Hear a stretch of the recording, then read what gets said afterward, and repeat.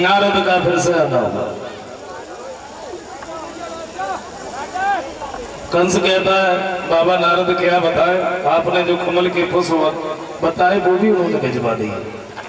मैं मरना नहीं चाहता। कंस मरने से डर रहा है, और मरने से तो खैर हर किसी को ही डर लगता है। हाँ, लेकिन हमें तो ऐसा लगता है कि जवानी पे किसी को मौत का डर नहीं होता। जवानी में किसी को मौत का डर नहीं होता, और बुढ़ापे में कोई मरना नहीं चाहता।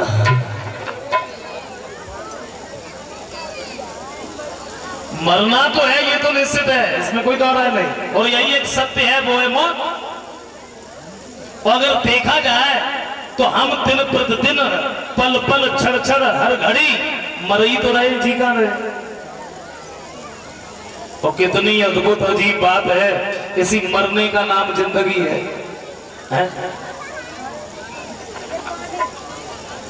लेकिन अब तो कलयुग में तो बड़ी जल्दी जल्दी पड़ी है भाई, बड़ी जल्दी जल्दी पड़ी।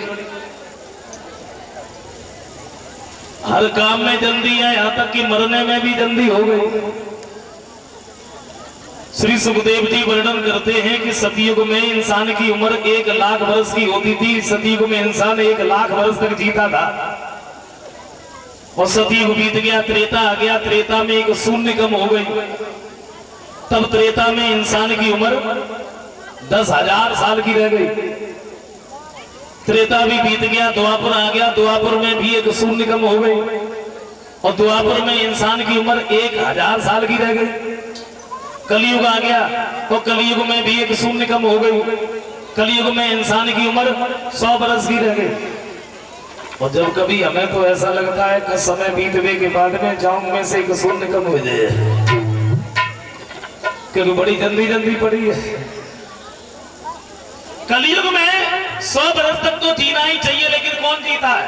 कौन जीता है? बात जीने की नहीं है, बात सिर्फ इस बात की है, अगर हम 100 बरस तक जिए तो हमने किया क्या? क्या किया? सोचो। अच्छा, अंदाजा लगाओ। मान के चलो अगर हम 100 बरस जिए तो 50 वर्ष हमारे सोने में निकल गए। अगर हम 100 बरस जिए तो 50 वर्ष,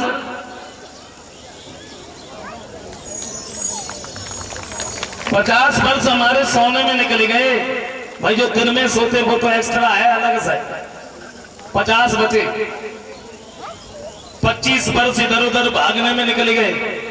छोटे थे तो सबसे पहले तो माता पिता ने पढ़ने के लिए स्कूल में भेज दिया। अब श्रीमान जी तोता की तरह से रटने लगे। हाँ, दियो जी डॉग डॉग माने रटने लगे।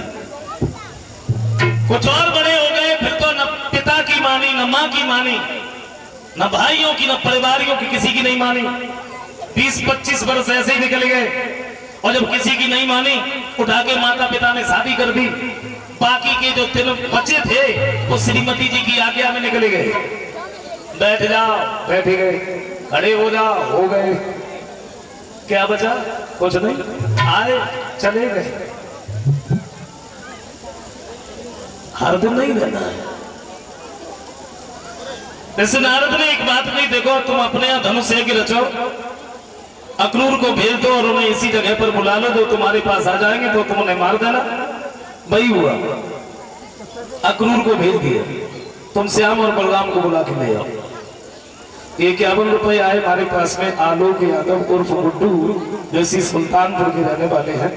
एक हार हमारे पास में जनवेद कुमार, जो गांव नगला हिम्मत। और ये 50 रुपए आए हैं रामदेव बाबा, उसी सुल्तानपुर के रहने वाले हैं। 51 रुपए आए हैं रवि यादव की तरफ से, जो बरखरिया फरुखाबाद के रहने वाले हैं।